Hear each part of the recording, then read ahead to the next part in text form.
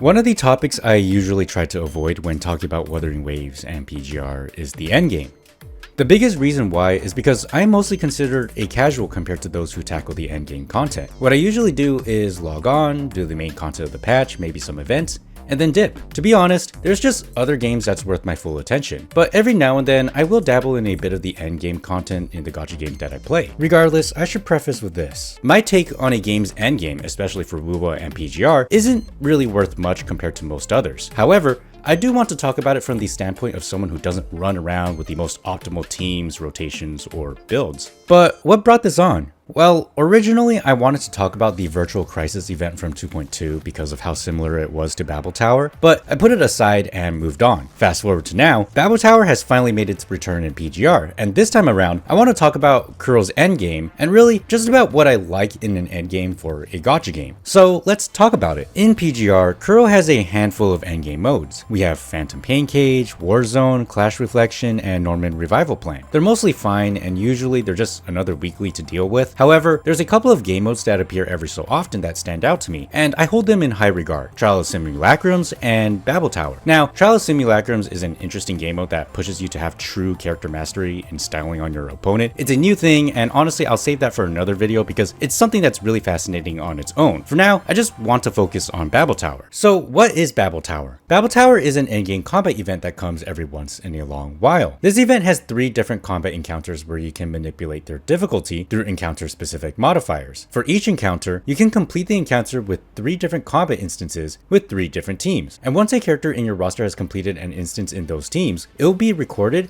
and that character cannot be used again across all 3 encounters. That means that you're going to need more than one team to tackle this whole event. Now, here's the thing. For Babel Tower, there are 2 points of measure that you will be competing with: your strategic level and your fastest speed with the highest strategic level. Essentially, to rank higher, you want to have the highest strategic level collected across all 3 encounters and the fastest speed in each of the 3. But what is this strategic level and how can you increase it? When looking at the event page, you will see a level which is also regarded as your rank. This will tell you the highest total level you have accumulated upon completion of the encounters you've tackled. In order to increase it, right before you start any of the instances of the encounter, you will be met with a set of modifiers that you can activate to increase the difficulty of the encounter. The modifiers themselves are associated with the level, meaning that the harder you make the fight, the higher your strategic level will be for that instance. So what are these modifiers? Well, there are the standard modifiers that increase the health, the attack, and the combat pacing of the enemy. Then there are modifiers that are tied specifically to the enemy and changes a bit of their environmental intel. By the way, environmental intel is just fancy speak for base characteristic of the enemy. Anyway, the changes to these characteristics aren't just stat sliders, they're pivotal mechanics that can expand the complexity of their moveset. Now, as much as there are buffs to make the enemy stronger, there are still some ways to make yourself stronger. If your team meets a certain condition that's imposed upon you while setting up your team,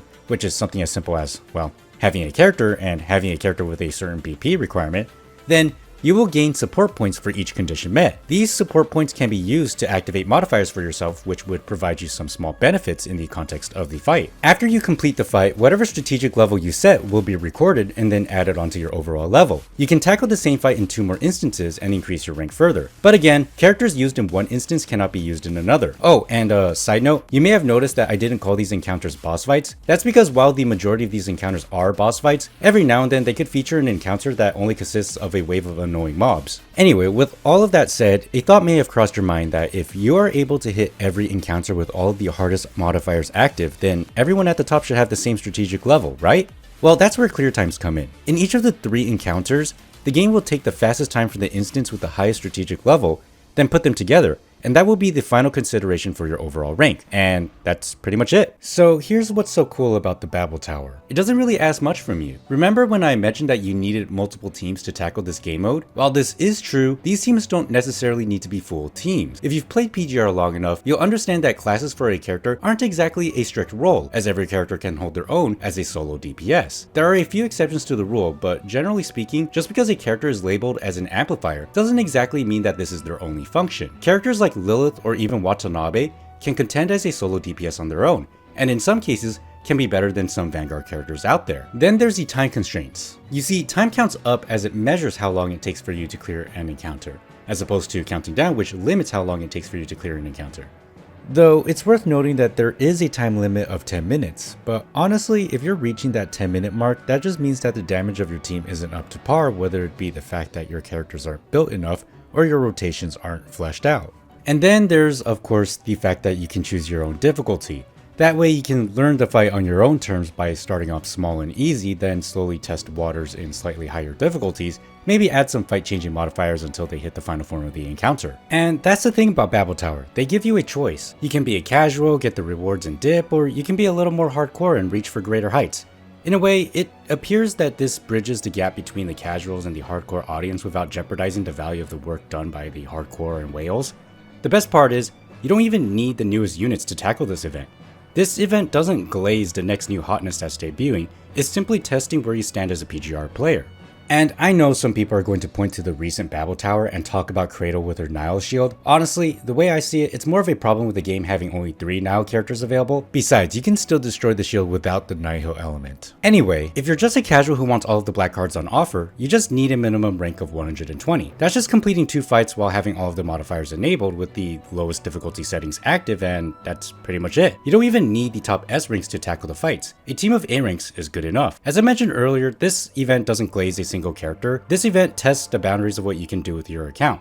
Does that mean that one day you can make it to the top? Well, it's a gacha game and whales will remain at the top of the food chain. It's an undeniable fact. But that's okay, because even if you aren't a whale, you still get to experience what is essentially an account assessment along with everyone else. And on top of that, if you missed out on the previous Babel Tower, you can have access to that one to see how far you've come. So if you're unable to take on the Babel Tower because you're new, maybe you'll get to revisit what you missed out on when it returns in a few patches. Basically, this sort of throws away FOMO and promotes player skill development. And going back to the rewards, having the BCs be available as a participation reward instead of locking it behind the higher ranks is ideal for a game like this. The hardcore players already have their own incentives through their own ego, and they also get a little badge for bragging rights. But what's cool is that it seems like the casuals will have their foot in the door should they develop their own ambitions of reaching higher, or at least the illusion is there. But that's all it should ever be. In some of the games I've played, sometimes I find that there's this notion that the casuals are completely blocked off from the world of the hardcore, making these endgame experiences seem intimidating